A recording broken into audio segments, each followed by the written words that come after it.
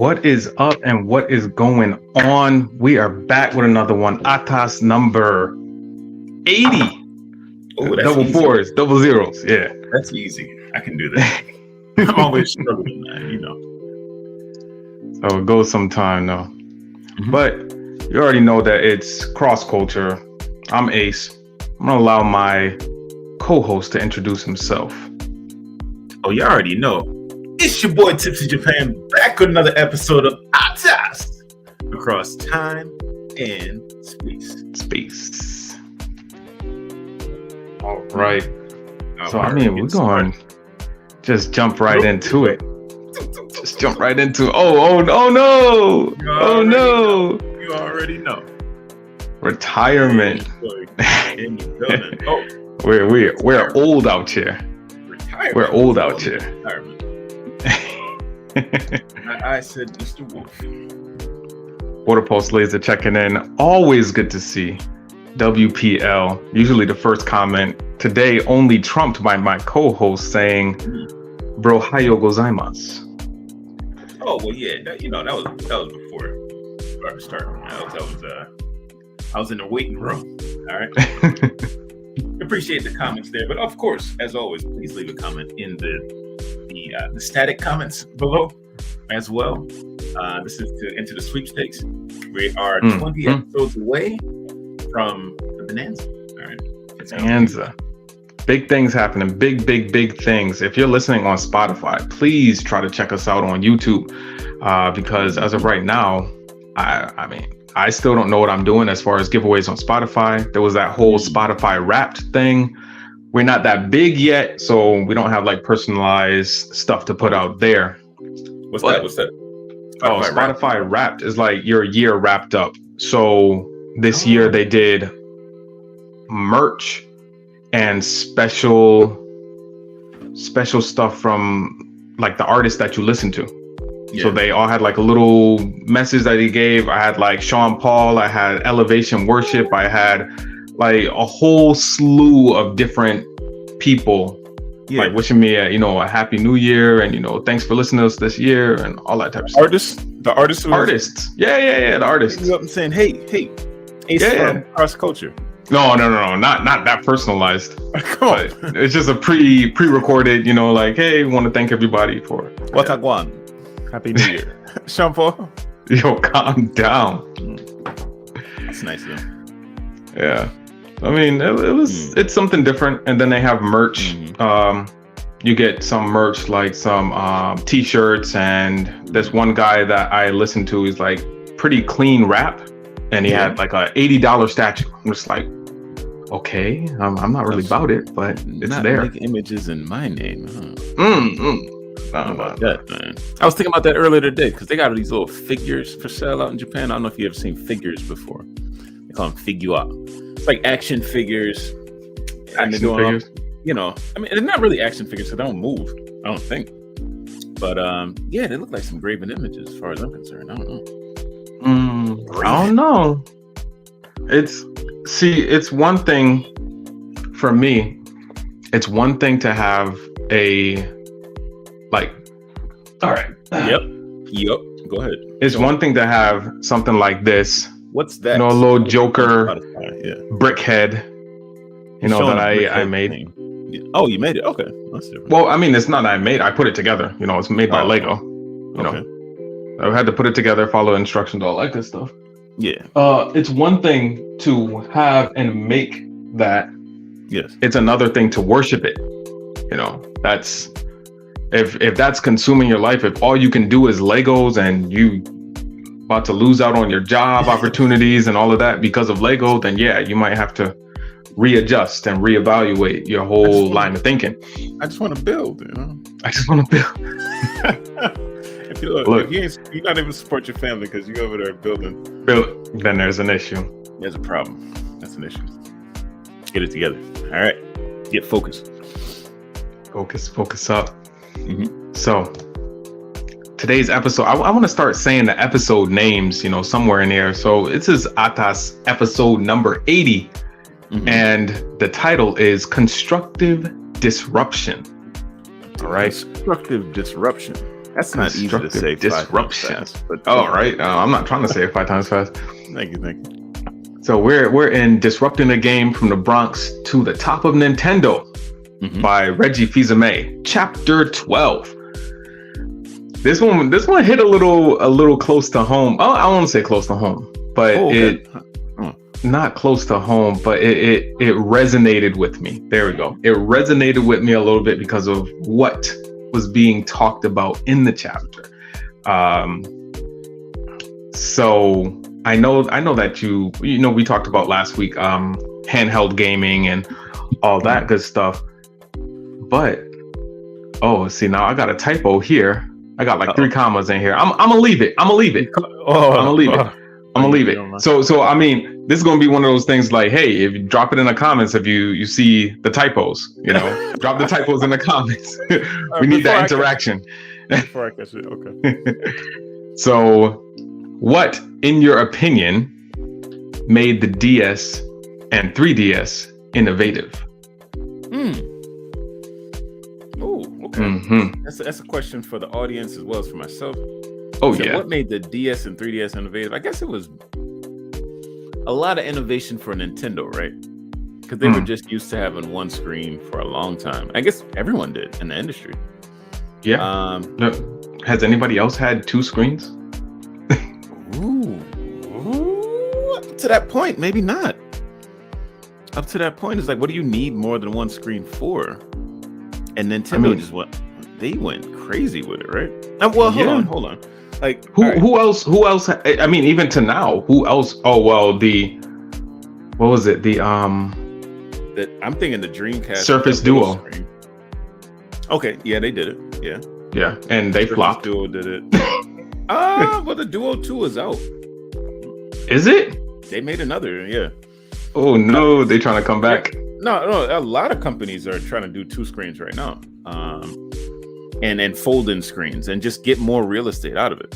Like Nintendo did it first, and yeah, I mean, you could enjoy the game. It was kind of like having a little line in between between the 2 screens and a camera there. Okay, but yeah, I mean, it was ahead of its time as far as I'm concerned. You couldn't bend the screens yet, but you could have fun with that form factor. You got phone companies that do it on the front and on the back now.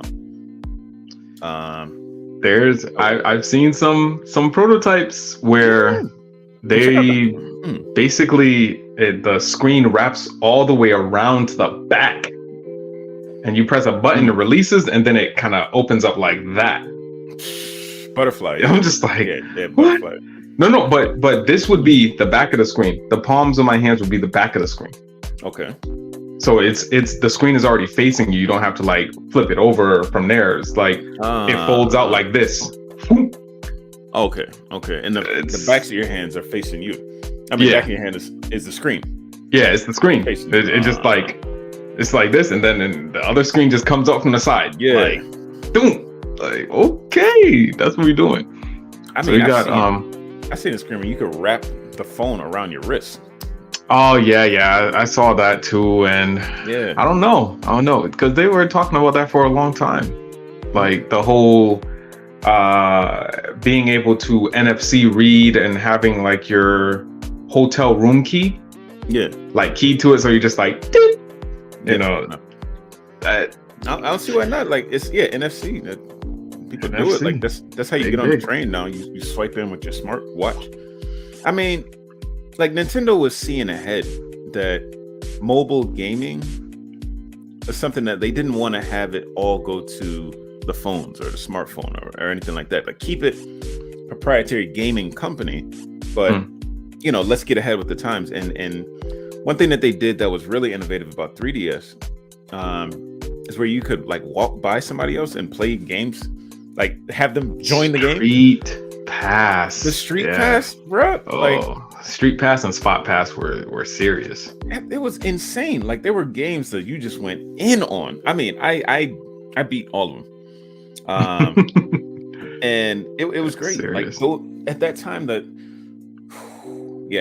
I mean, I'm trying not to get overexcited about how great the DS and the 3DS was, but they changed the game. And I think that he was saying that the 3DS or DS, like they learned something from the GameCube, and I couldn't remember which one was which, but it was like simplify the buttons. You got too many buttons, too many things going on, then it's harder for people to just like casually get into it. So they made sure they kept it simple on the DS and 3DS. I mean, I don't know. I mean, it was still 4 buttons. 4? Yeah, 4. Super Famicom was 4. And you had the Famicom two shoulder buttons. Well, yeah, 6 altogether, and both. I mean, I feel like the Wii. Okay, going that way. Okay, that was 2 buttons. Right, compared to GameCube with I mean, like what did he say? Like 13, 14? Like, I had no 13 buttons. That's what he said. I couldn't count it because I didn't have see. GameCube in my hand. 1, 2, 3, 4, 5, 6, 7. Oh, which ones are you counting? I mean, I'm actually counting buttons. the buttons. The buttons. Right. You know, right, not the joysticks. All right. So from not the right? Analog pad, the D-pad. So yeah. I mean, but you do have 2 functionalities with each shoulder button because they're analog shoulder buttons. So there's trigger sensitive. So if you pull it down all the way, then it does a different function than if you softly push. I mean, and Super Mario Sunshine is a great example of that. If you don't fully go down, then you still can run around with Mario and shoot water. But if you hold it all the way down, then you become stationary. Yeah, right. You're like a bazooka, right? Yeah. I mean, there's that. So we had Water Pulse Laser checking in, saying shout out to Street Pass. Already put that one up, but saying one of the better usages of touchscreen, in my opinion, talking about the DS and 3DS. Bruh. Yeah. Like this is truth being spoken right here. When you look at even the Switch, what is wrong with the Switch's touchscreen? What's wrong? I don't think there's anything wrong with the Switch's touchscreen. I think that the issue is that nobody uses the touchscreen. So if your touchscreen or if your Switch is about to go to sleep and it goes like dim, you touch the screen, it'll light back up. But it won't have any functionality in the game. So that's a developer thing.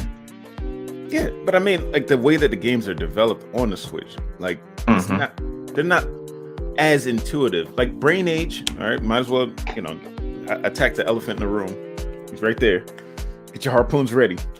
But Brain Age on the Switch versus Brain Age on the 3DS or DS or whatever version that it was that I was playing to death, like they're 2 different things. And it may look nicer on the Switch, but the 3DS version was much more responsive. Responsive. Oh, yeah. I mean, it's like the touch on the Switch, I think, is like maybe heat sensitive or something. You can't use your nails, whereas the 3DS is like it was a dumb stylus, but anything would work, even a pen. Yeah, for the DS and 3DS, it was the old school touch screen. So yeah, capacitive. Look, right? No, it's not capacitive. Non-capacitive. It's just pressure. Yes. Yeah, it's pressure sensitive. So you could use a Q-tip, and it'll work. But now it's simple. Capacitive. Yeah. So it has to have a little bit of static electricity that can run through.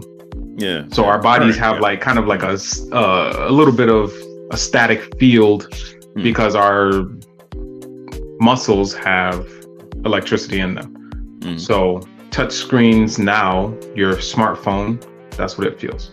That's why you can't just touch it with anything. It has to be recognized. I mean, the 2 different types of technology, but the older one works better. Mercy. I mean, other ways that they were innovative, like they were going online.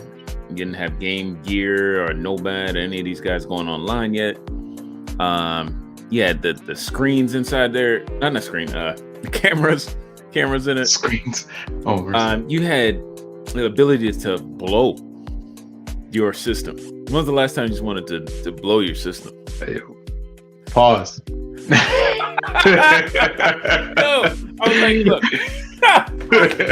This guy. No. Look, But Nintendo, you could like blow like an ocarina. Yeah. So I mean, there's a whole lot of.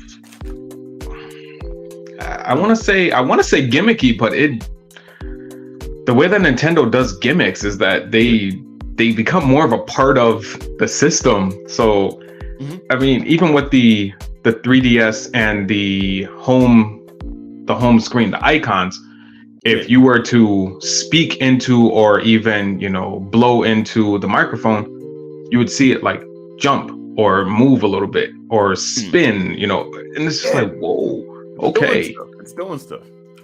Right, we got the comment section going. Oh yeah, right, comments are going crazy right now.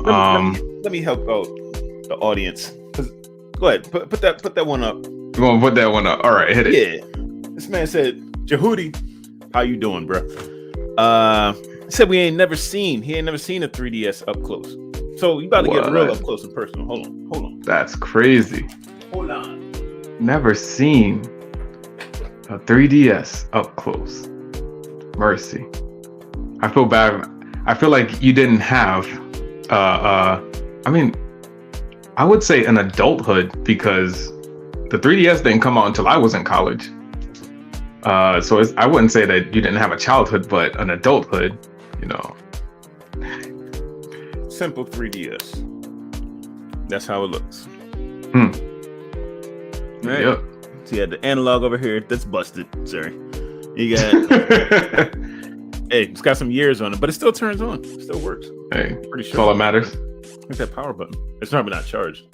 But yeah, you had the ability to adjust the 3D right here. Turn it up, turn it down, because some people complain. They say, "Oh, my I have a headache if I look at 3D too long." Okay, fine. Just turn it off. Save some battery. That's why the 2DS is really good right now. People love them. Yeah. Oh, you said 2DS. The 2DS. Oh, that's the one I didn't have. Yeah. That's the 3DS without the functionality of. No. I think the 2DS. The 2DS didn't have the hinge, but the 2DS XL did have the hinge. What? Yeah. So that was one thing. Oh, so being able to take 3D pictures with your 3DS, being able to do AR. They had an AR game that came with it. It had like cards, and you put it down, and people even made like larger versions of the card so that you can like play larger than life. I mean, little stuff like that. That's not little stuff. That's innovation. They were. Look, Nintendo felt free to just go for it with the handhelds, because it's like people are gonna buy it. This is Nintendo. They've been stuck on Nintendo's handhelds since day one, and that's why you came out with the main console as a handheld. All right, well, just take all my money. Go ahead. All right. Yes, sir. We got a bunch of comments, man. I don't know if we're gonna get into anything else. Using the mic for stuff in the Sinnoh Underground back in the day. Yeah. If you don't know, then you need to know. Let them know. What do you have to do in the Sinnoh? The Sinnoh Underground. I mean, this basically worked like sonar, so you can see where stuff is in the walls by pinging, like ping. Yeah, you see like little glints in the wall. Okay, bro, let me interact with this, and you use the touch screen to hammer and chisel your way to finding rare things. That's Gen 4, the original Gen 4 games, Diamond, Pro, Platinum for Pokemon. Yes, sir. Let's see. All right, game being played. What Smash Bros was all me? Dang. Smash Bros. Who is your character? Who is your best character in Smash Brothers? Smash? Smash. Yes, I guess the most recent one. It still has the feel of the original, right? It's not as rough. Ultimate. Yeah. But I'm still down with Kirby. Kirby. All black Kirby with the yellow eye. I don't know if he had the yellow eyes. I think he had yellow eyes. Yeah. Yeah. I use the white Kirby Okay, yeah. Because it's the original, like the original. Yeah, Pikachu back on the N64 was a beast, bruh. Like, yeah. Yo, Pikachu was a problem.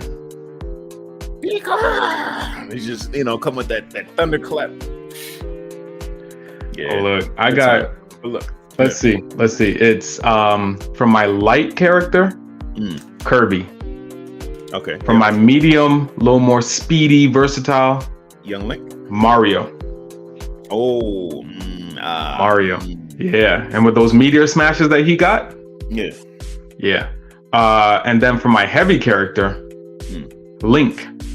Link. Link. Yeah, because he has an arsenal. I mean,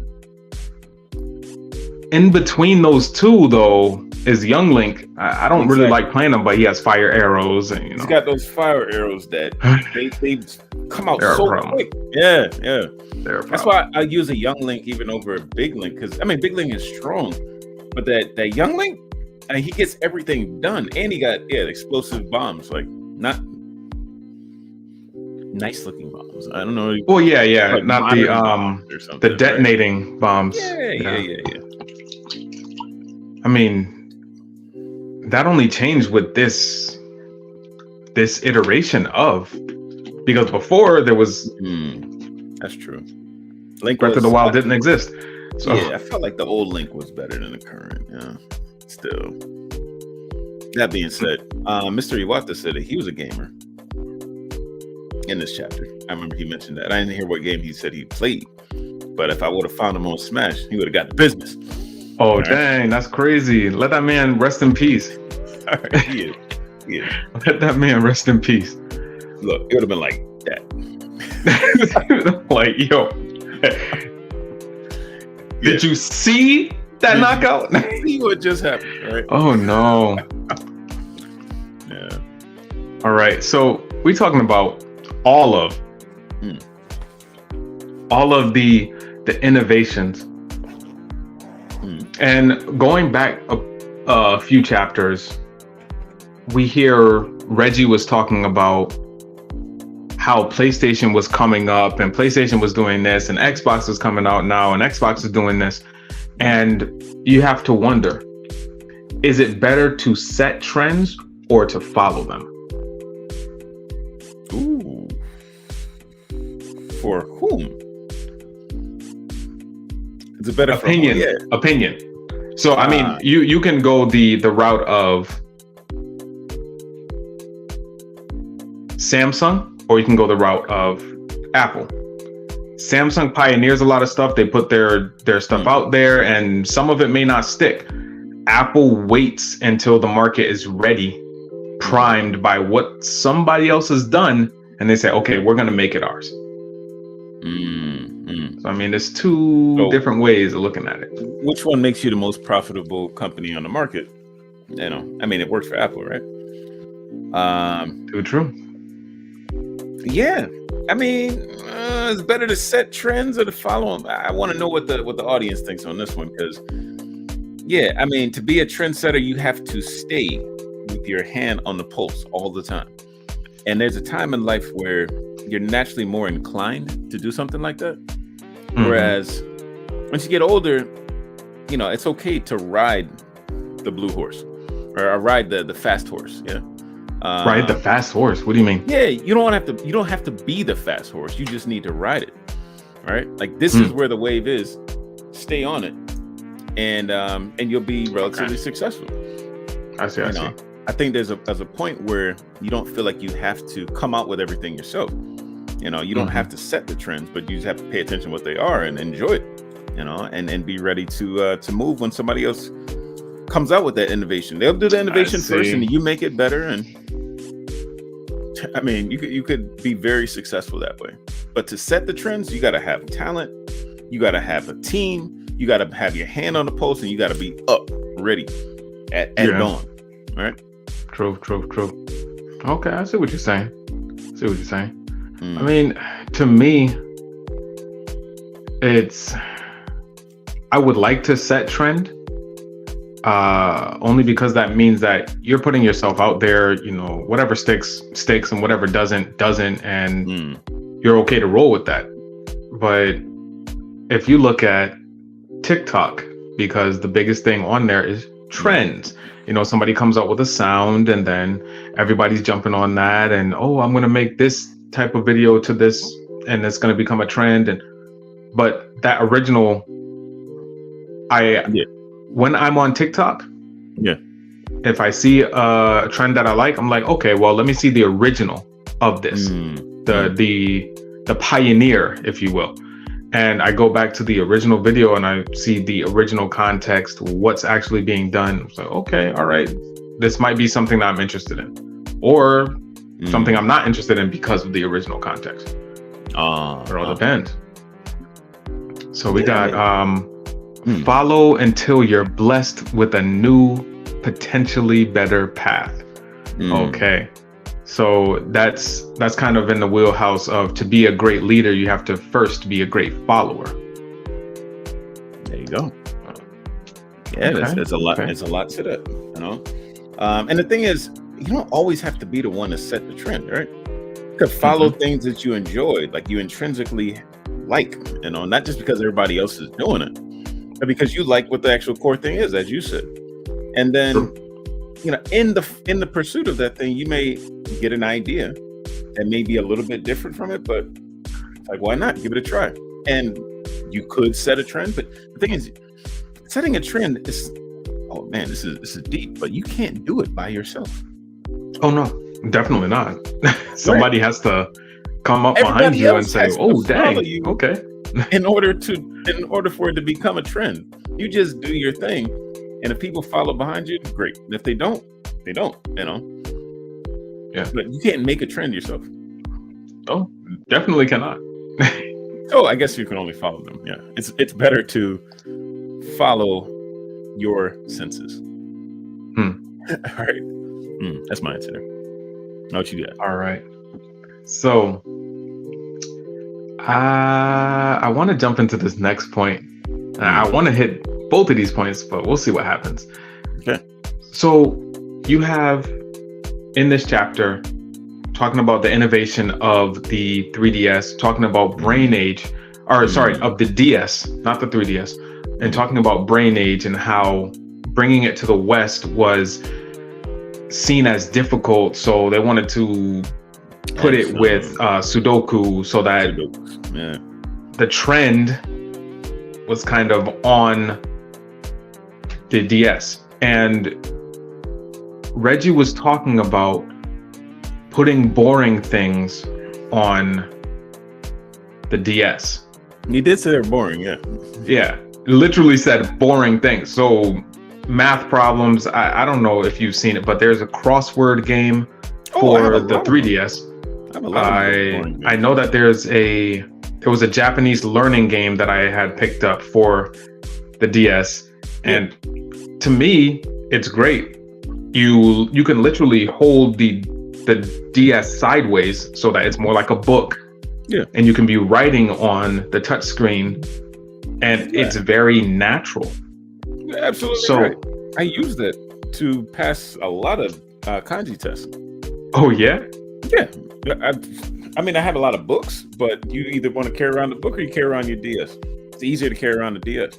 And like, you don't have to erase when you make a mistake. Like, it'll actually track your progress, and then you can make lists of the problems that you got wrong. Like, it'll make lists for you automatically and then plug those back in. No. That they definitely capitalized on a need there. And that's why I said, like, it's really important to follow your instincts, follow the thing that really makes you unique, and stay with that, because someone is going to appreciate it. You know, if you're diligent about it, and if you spend that time there and then focus in. So yeah, that's what they did with Yuta Kawashima's research. Okay, Mr. Kawashima, like, all right, you obviously put a lot of study into this thing, and there's an audience for it. Yeah. Let's go. Let's bring it to Nintendo and, see if we can change this image that, what was our guy? Lieberman in Connecticut? Joe Lieberman. Jody Joe. Oh, no. How many Video games are bad. Yes. How many times? Video games are bad. bashing the video games like, it's leading to a degenerate generation, blah blah blah. No. This one is actually helping his generation, Joe's generation, avoid Alzheimer's or push back Alzheimer's, Alzheimer's by improving their memory. Yep. So, yeah, I mean, they set a trend because they're one of the big dogs, and they decided to do something different, and people started following. Other games started following in that path. So, yeah, gamify life. Gamify life. So I wanted to speak about that a little bit because of the revolution, as it was called, the Wii. The fact of the matter is that the DS, as you said, is doing so much more for the older generation. You have maintaining those the fluidity of the neural pathways so that nothing breaks down. But nowadays, nursing homes use the Wii, and everybody's doing bowling in the common room. So it helps to gamify life, to have some type of little reward system so that you can do the boring things. And there's a bunch of apps out there that do just that. And you put like your chores in, and then you get like virtual currency and all of that type of stuff. Yes. But it pays, in my opinion, it pays to have something like that, because intrinsically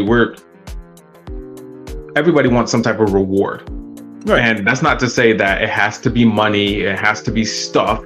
Sometimes it's just that feeling that you get inside from doing what's right. But now that everybody's on their phones, you're setting alarms and calendar invites and stuff like that anyway.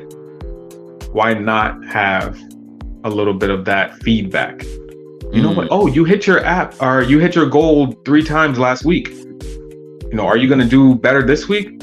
This watch right here is always telling me, oh, you hit your goal this many times. I was going to ask you about, need to do better. I was going to ask you about those not rings. Yeah, on the Samsung watch we got hearts. All right, we got hearts instead. But Apple heads.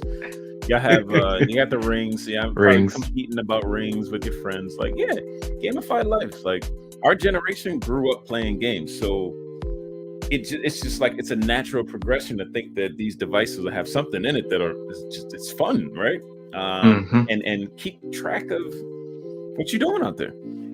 It's a matter of steps. It's a matter of interactions. It's a matter of whatever you need to just document it, right? Document your own journey, taking pictures, sharing on Insta media, all that stuff, man. It's basically what we were doing back in Pokemon Snap.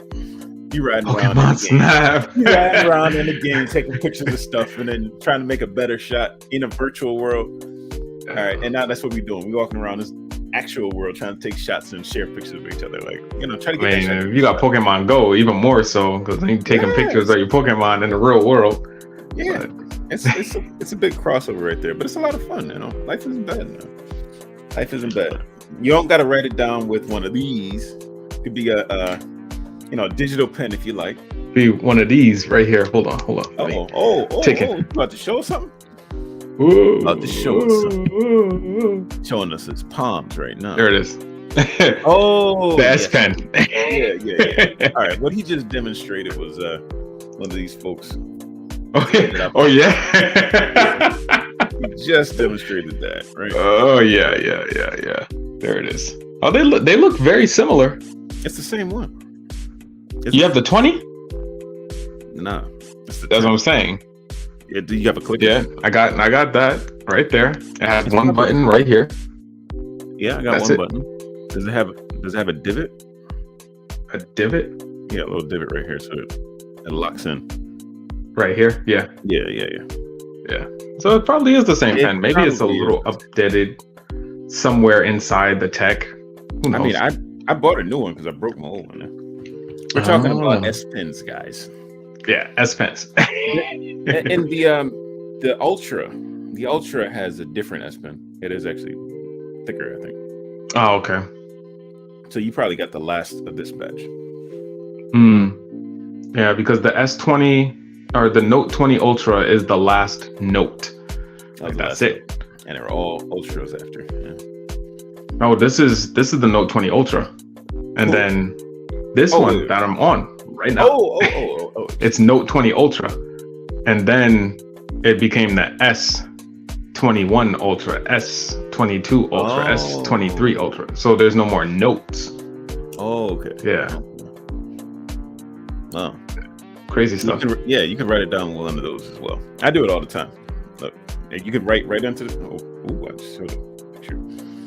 I drew this picture. Look, no, I'm gonna show you my beautiful wife. I drew this picture of her with my S Pen. All right. Swag. Yes, sir. But anyway, what you can do. All right. Grab this from the bottom here. All of this. Just right straight to the screen. Let's get some. Oh yeah. All right. Write it down. All right. Simple as that. Saved as a PDF, right? It's your boy TPC Japan. That's what it is. You already know.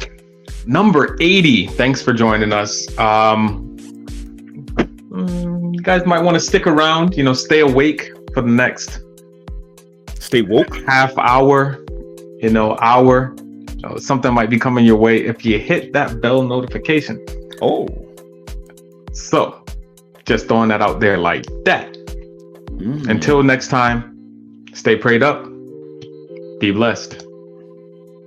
Be blessed, he says.